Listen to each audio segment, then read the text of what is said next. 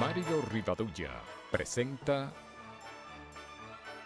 Teledebate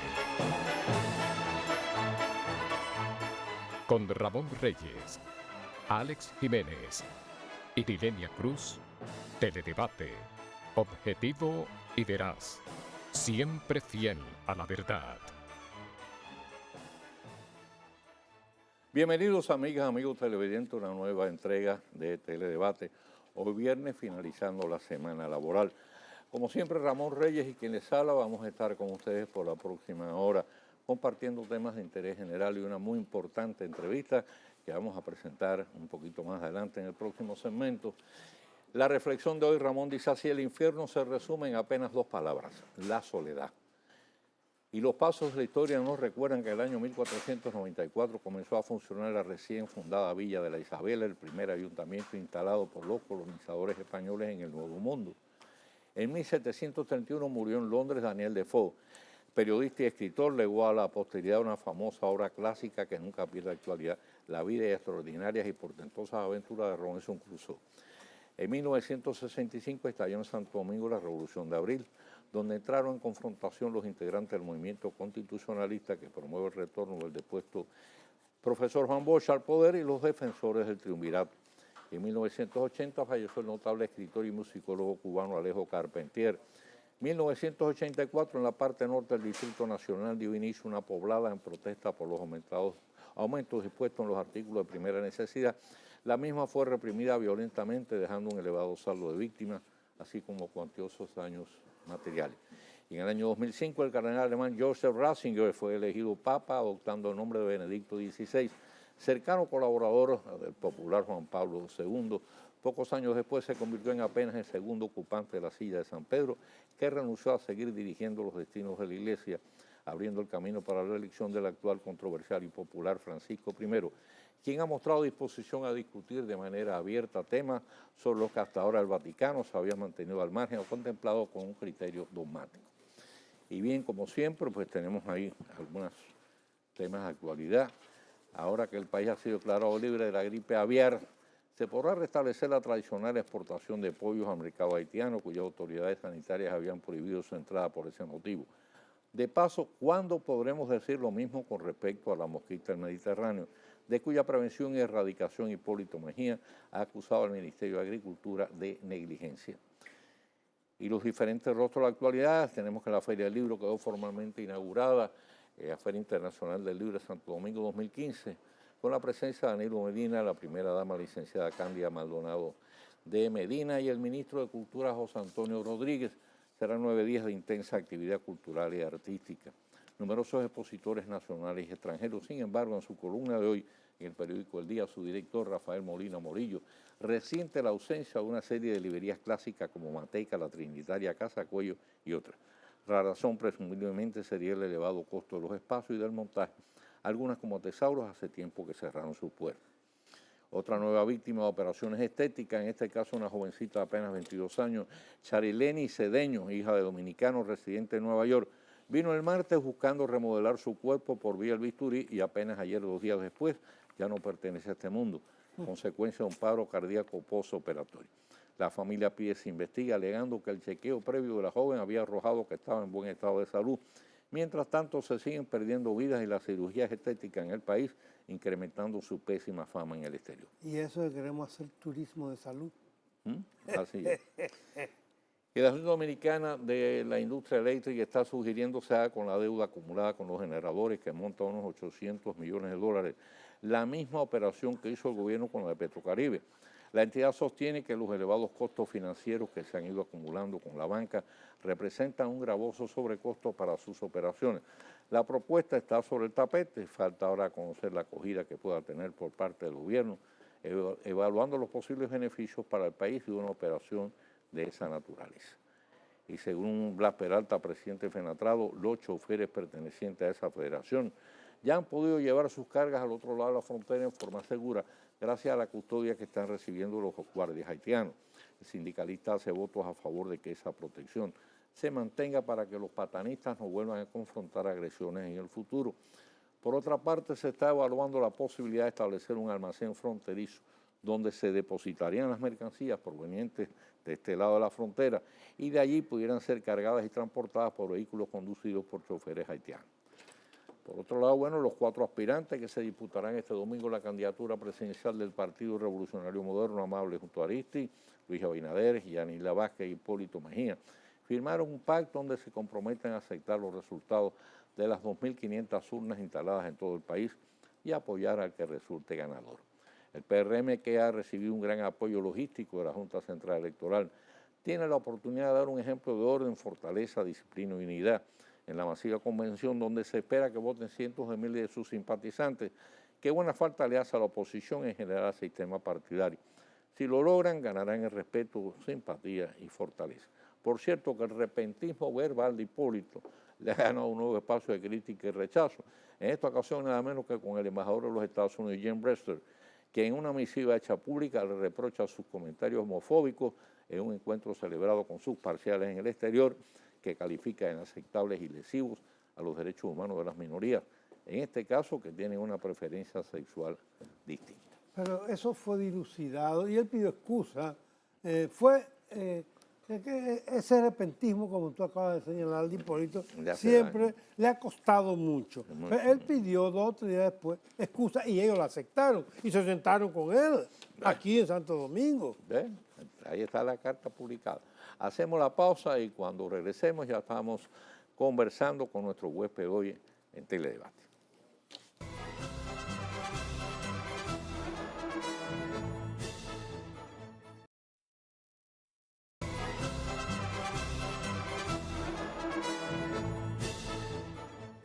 Bien, pues nos complacemos en Teledebate en tener hoy como huésped muy especial doctor Fides Aristi, presidente del Consejo Nacional de Drogas. ¿Cómo está usted? Bien, don Mario, don Ramón, muy complacido y muy honrado de la más cordial venir a bienvenida. compartir con ustedes.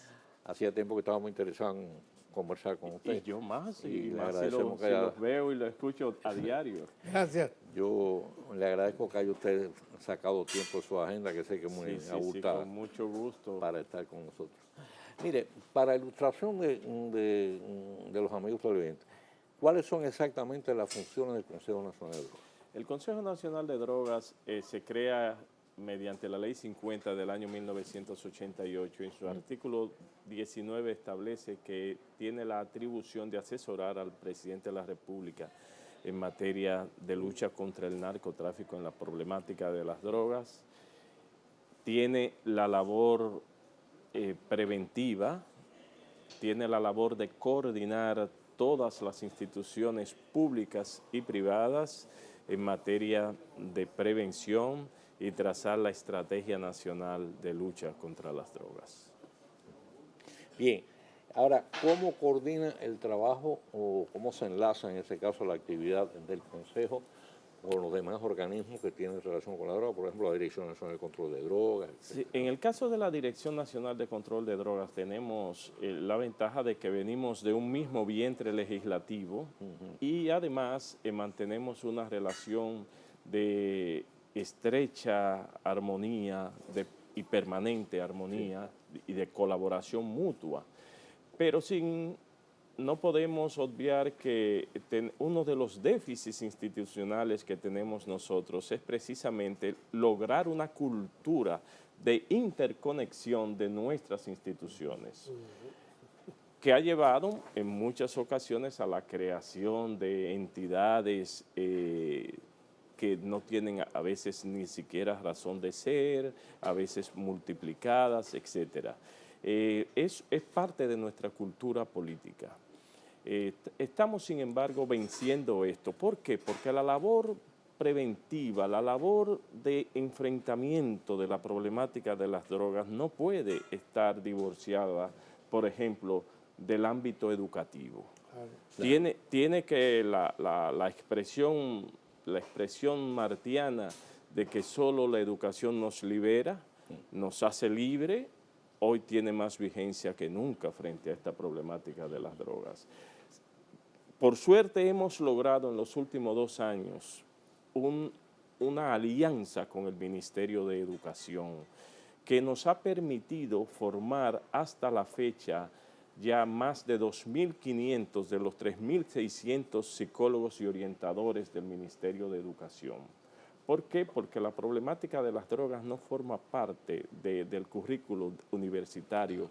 Es decir, nuestros egresados en esas carreras no salen con la debida experticia en esta materia, y hemos encontrado una gran receptividad en el Ministerio de Educación, y para este año terminamos la formación de los 3.600 psicólogos y orientadores. ¿Por qué? Porque por ejemplo, en el periodo 2012-2013 desertaron de las escuelas públicas 134.000 estudiantes, y de los colegios privados desertaron 35.000 estudiantes. ¿La causa?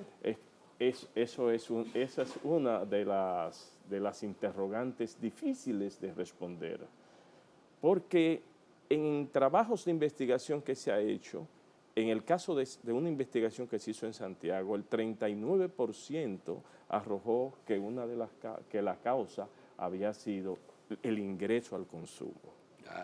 Entonces, ¿qué porcentaje? El 39%. 39%. Es mucho. Lo que sí, ¿dónde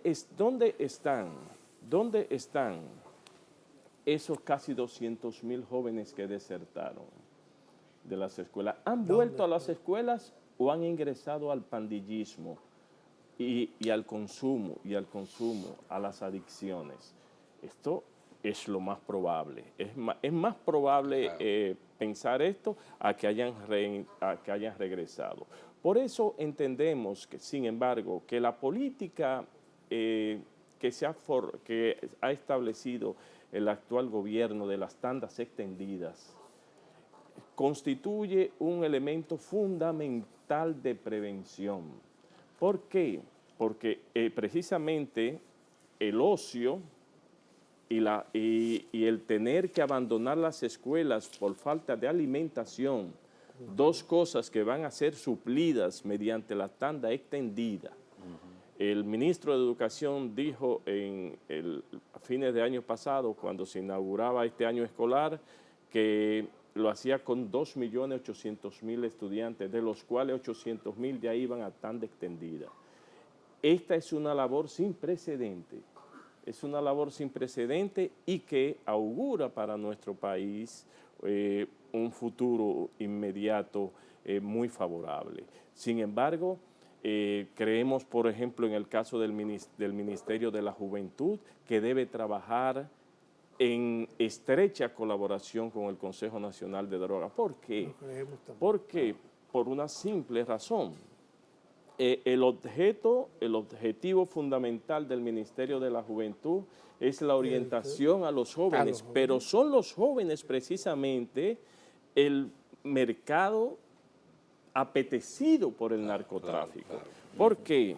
Porque está en investigaciones de gran rigor, de gran valía científica, se ha determinado que la edad de inicio en el consumo de droga, más de un 80% es entre los 13 y los 19 años. La adolescencia. En la adolescencia. ¿Por qué? Porque es el periodo en que se producen cambios significativos en cada uno de nosotros. Más vulnerable. Vulnerable. El cerebro está en un proceso aún de desarrollo, porque se desarrolla hasta los 23 o 24 años, y esta es la edad más vulnerable y es el objetivo a atencionar por el Ministerio de la Juventud. Pero está el deporte. El deporte es una respuesta adecuada también, porque estamos viviendo épocas que no son las mismas que nosotros vivimos en nuestras juventudes. Estamos viviendo lo que Vargas Llosa llamaba la civilización del espectáculo. Otro autor llama la era del vacío. Es decir, usted acaba de señalar las situaciones que se presentan con las cirugías, que no es más que la búsqueda que tiene que ver mucho con el nihilismo y con una cultura que ha penetrado profundamente en la juventud sobre todo, y en los que no lo son queremos serlo, Correcto. extemporáneamente. Y entonces las drogas, desgraciadamente, constituyen también una respuesta frente a esos vacíos existenciales que antes, don Ramón, los respondíamos en las discusiones ideológicas en las esquinas. Así es. Yo recuerdo perfectamente aquella conferencia suya y estaba recordando, caramba, y me alejaba en el tiempo por más de 35, 40 años, éramos jóvenes, una conferencia suya en el Ateneo sobre José Martí. Sí, yo la tengo. Que concluía con los versos, con el verso de la niña de Guatemala. Así Dicen es. que murió de pena, más yo digo que murió de amor. Correcto. Lo presentó Ángel Miolán a usted. Ángel Miolán. Esas eran las preocupaciones que sentíamos nosotros. Y hoy usted se queja y reseña la desaparición de todas aquellas librerías. Exacto. Usted comprende, si estamos viviendo una época muy distinta, Muy difícil. que requiere de una integración familiar que se ha ido cada vez más agrietando. Las investigaciones que nosotros hemos hecho, porque para nosotros la respuesta fundamental después de la presencia de Dios en el individuo está en la familia y en la continuación de la familia, que es la escuela. Correcto. Entonces, ¿saben ustedes, de acuerdo a los trabajos de investigación que hemos hecho, cuántos niños viven con sus dos padres? Solo el 38%. Solo el 38% vive con sus dos padres. Y quizás viven bajo el mismo techo, porque son padres que llegan de motoconcho a las 11 de la noche, ya está durmiendo. Es decir, estamos viviendo una situación muy difícil que requiere de respuestas también muy bien estudiadas y además una voluntad muy firme y un ejemplo y trazarle a la juventud modelos y referentes que nosotros hemos perdido de vista. A mí me impactó mucho una declaración que usted hizo hace 2 o 3 días, donde usted decía que en los últimos 3 años el tráfico, el consumo de drogas en el país había crecido Se ha triplicado. Un 6 y un 16%. Pero me parece, por lo que usted me acaba de decir ahora, por esos otros datos que usted me da de la deserción escolar, que quizás la cifra fue un poco modesta. Sí, fíjense, don Mario y don Ramón, y leía como siempre sus certeros comentarios en tiros rápidos, que aprovecho para agradecerle el permanente envío, lo recibo con profunda satisfacción. En los últimos años, como consecuencia de la política aplicada por los Estados Unidos conjuntamente con México y la llamada Operación Martillo en Centroamérica, el narcotráfico se ha visto compelido a procurar de nuevo la ruta del Caribe.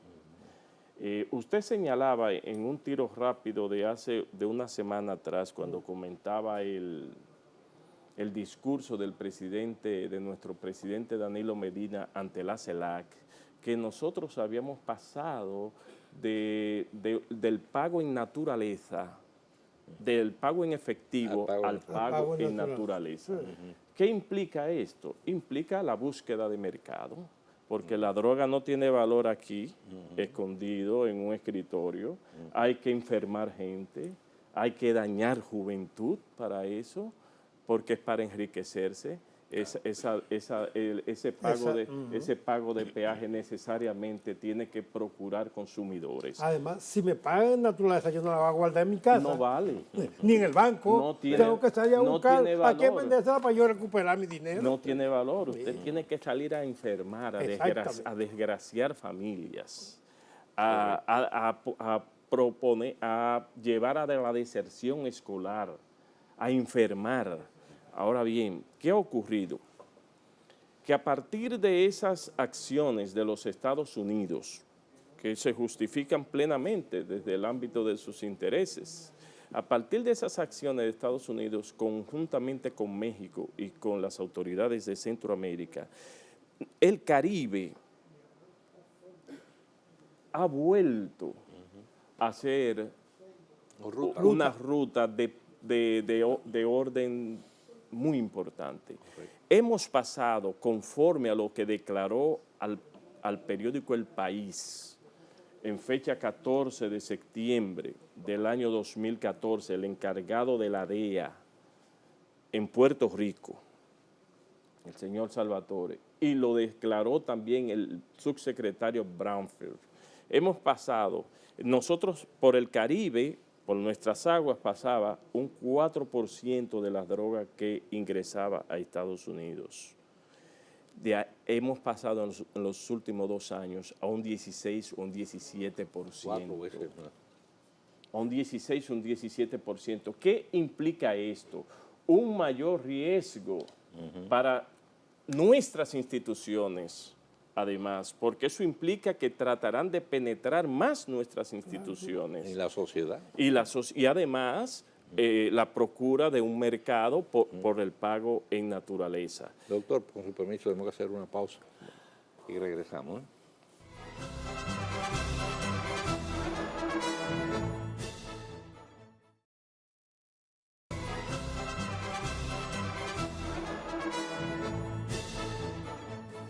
Bien, pues seguimos conversando con el presidente del Consejo Nacional de Drogas, doctor Fidias Aristi.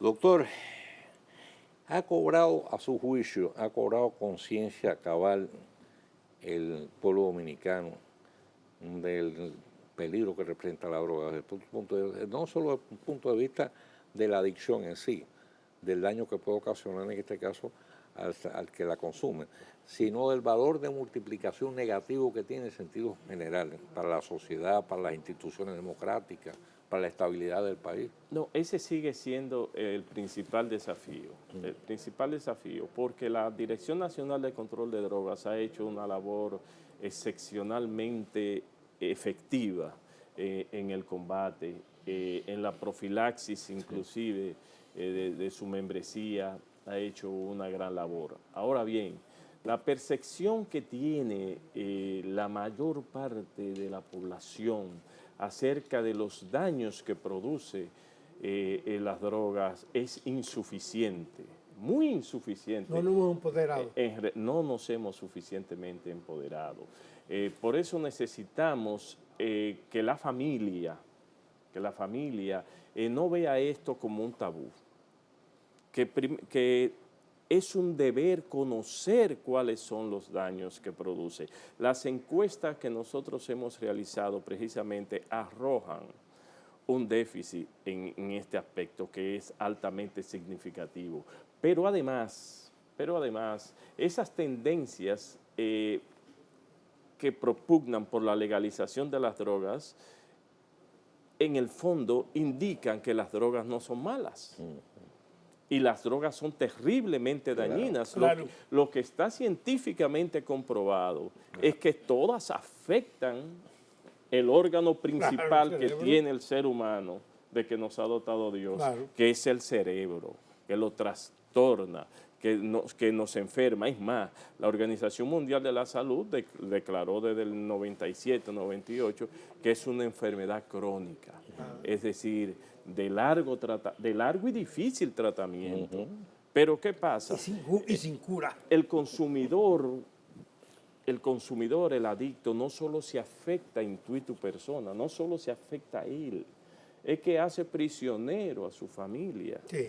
Es que en estos días, estando nosotros en el interior, una madre nos contaba que en la mañana llamó a un técnico en refrigeración para que le viera la nevera porque no le estaba enfriando.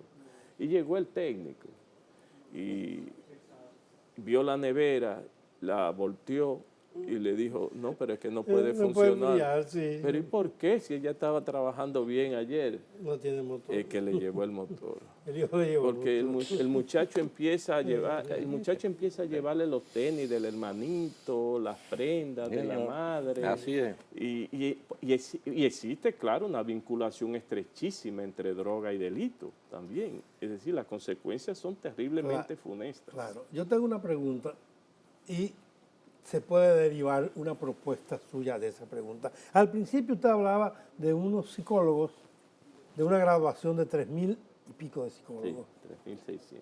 Y en el desarrollo de su respuesta hablaba de el esfuerzo que está haciendo el gobierno, que ciertamente es así, con la tanda extendida.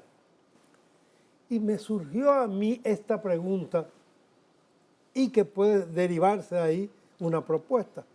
Esos 3.800 psicólogos, ¿qué están haciendo? Uno, dos, no se pueden aprovechar en la tanda extendida para meter a esos psicólogos para que a nuestros hijos le den instrucción, clase, orientación de los peligros de la droga. No, es precisamente eso que usted dice es el objetivo y eso es lo que se está haciendo.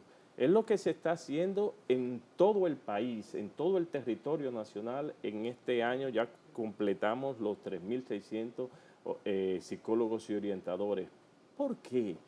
Porque generalmente la indisciplina de un muchacho, lo que lo vemos es que es un muchacho travieso, un muchacho fresco, inquieto. es un muchacho inquieto, eso es la edad. Y es necesario que en términos profesionales el orientador, el psicólogo, donde se lleva ese muchacho, ya no lo vea como se veía antes, como un muchacho travieso, un fresquito, sino como un muchacho que es posible que haya ingresado al mundo de las drogas. Y que es eso el causante de esa conducta, de esas bajas en sus calificaciones, de esos cambios bruscos que se producen en sus calificaciones. Hay que indagarlo si sus padres siguen empeñados y siguen con el mismo esfuerzo, ¿qué está pasando con él? Entonces, es ahí donde las drogas pueden estar buscando aposento en el alma, en el corazón, en los sentimientos, en la conducta de ese joven. ¿Tenían trabajo antes esos 3.800? No, son activos. No, pero tenían trabajo, es decir, eso le ha producido un modus vivendi. No están desempleados. No, formaban parte Formaban parte del Ministerio de Educación y siguen formando parte. Lo que tenemos que reclutar mucho más entonces, psicólogos, instruirlos, gente desempleada. Sí, no, en efecto.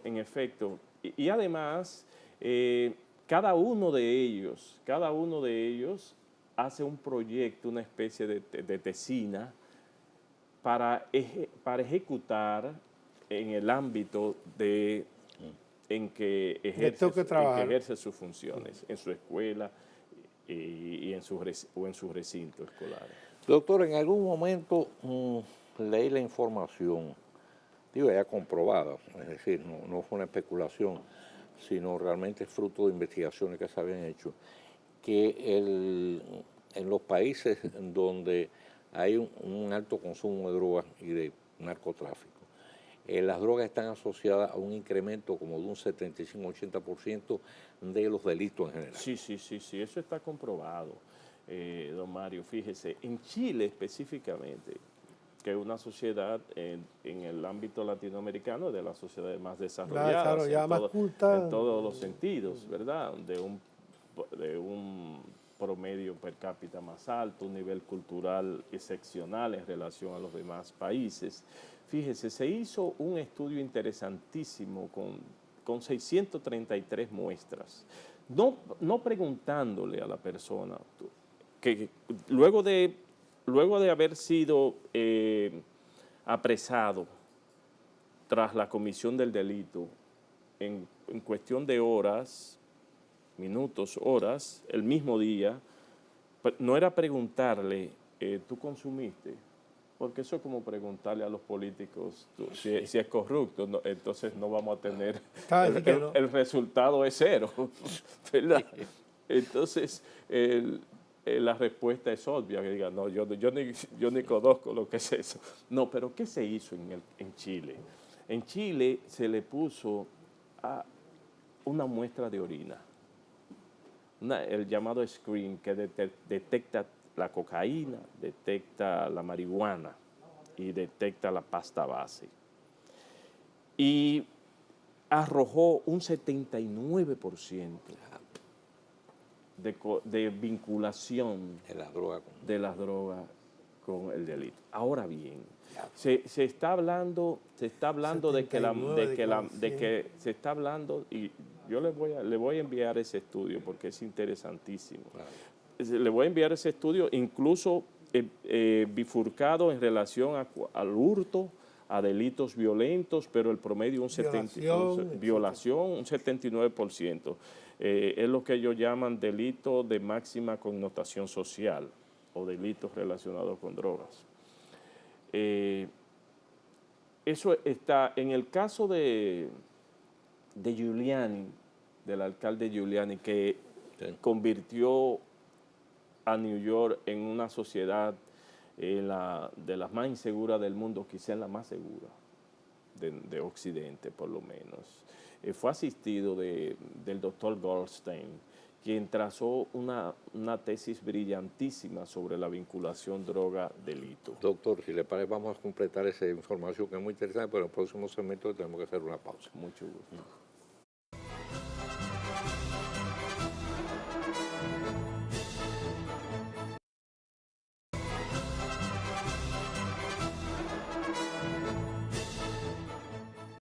Bien, ya estamos en los momentos finales de esta interesantísima charla con el doctor Fidias Aristre, el presidente del Consejo Nacional de Drogas. Doctor, tuvimos que interrumpir luego por la pausa cuando usted estaba hablando del caso de Rudy Giuliani, el alcalde famosísimo Giuliani de Nueva York. Contrató al doctor Goldstein, quien hizo una clasificación para que podamos diferenciar, en primer lugar, aquellos que cometen el delito para abastecerse de droga. Aquellos que como consecuencia del consumo cometen el delito. Y diferenciarlo de lo que se presentó hace un par de años aquí en Herrera, de las luchas interpandillas, es decir, el delito sistémico, como él dice. Ahora, yo quiero resaltar lo siguiente. La Dirección Nacional de Control de Drogas, el 29 de diciembre del pasado año, hizo público una estadística señalando del sometimiento a la justicia durante el 2014 de 26.672 personas. Si usted divide 26.672 personas entre 365 días, eso le da 72 personas por día. Diario.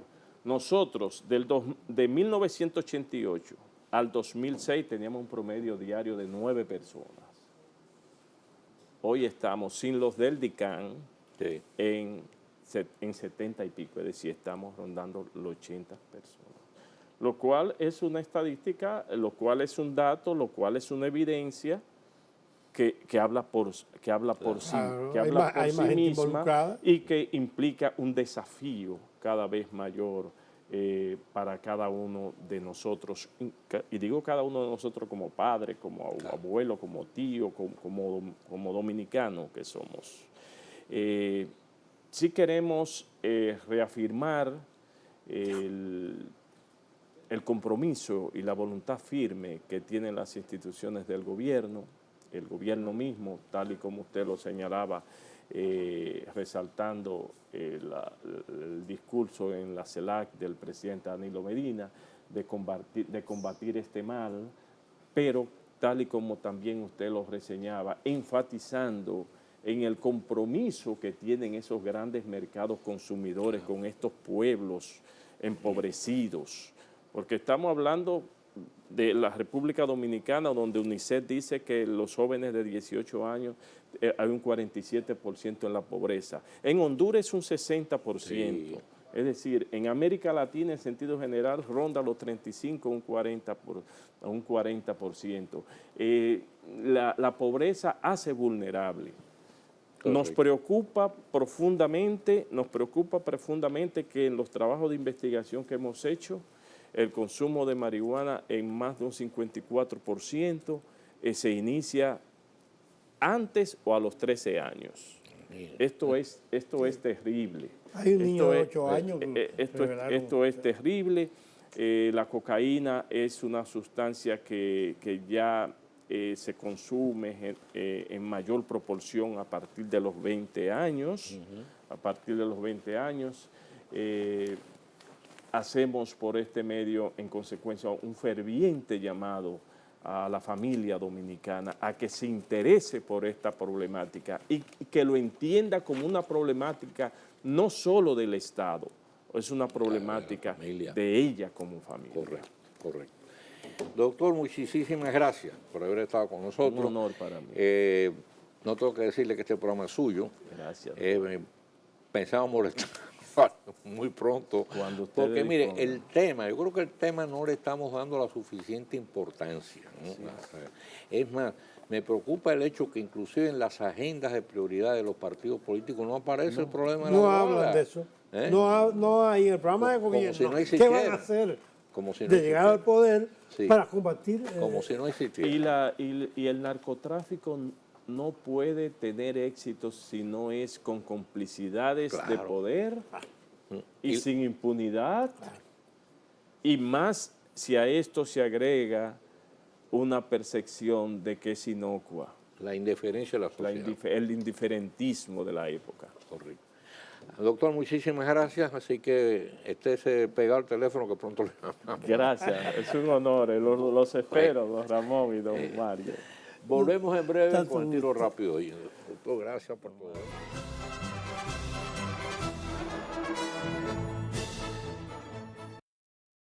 El debate, el tiro rápido de Mario Rivadavia.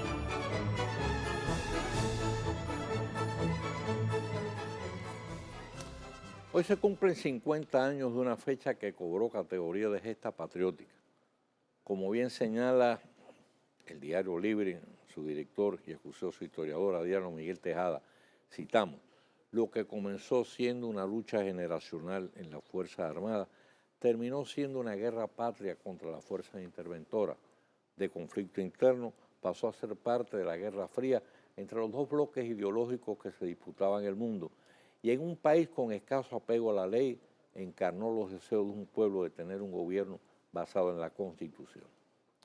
Quizás, como acertadamente señala por su parte, la nota editorial del matutino Hoy, en su edición de este día, es este apego a la Carta Magna y la consiguiente majestad del poder civil sobre el poder militar, el marco sin sombras en que desde entonces se ha desenvuelto la vida institucional del pueblo dominicano, salvo el débil bajido de una fracasada y natimuerta travesura cuartelaria que no encontró eco dentro de las propias Fuerzas Armadas.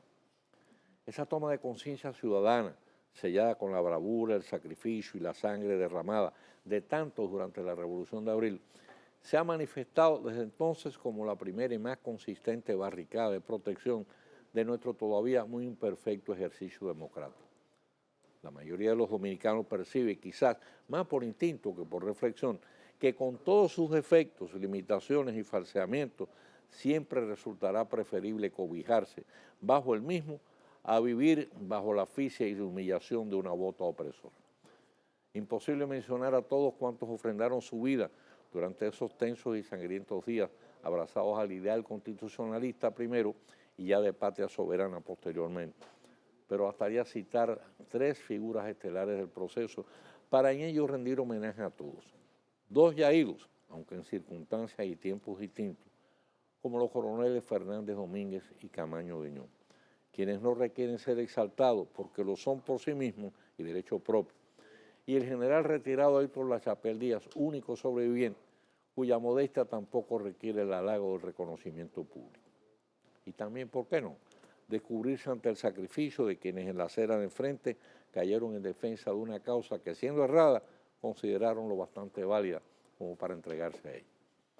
A 50 años aquella contienda interna que derivó en guerra patriótica contra la nación más poderosa del mundo, se impone, sin embargo, por encima de la emocionada recreación de aquel episodio de luto y heroísmo, un necesario ejercicio de reflexión para establecer con meridiana claridad qué hemos hecho con ese ideal democrático, dónde nos encontramos situados al presente en contraste con hasta dónde realmente debiéramos haber llegado, en qué hemos fallado y qué debemos hacer para lograr ese mejor país al que aspiramos, pero que tenemos que ganar a fuerza de metas compartidas y esfuerzos solidarios.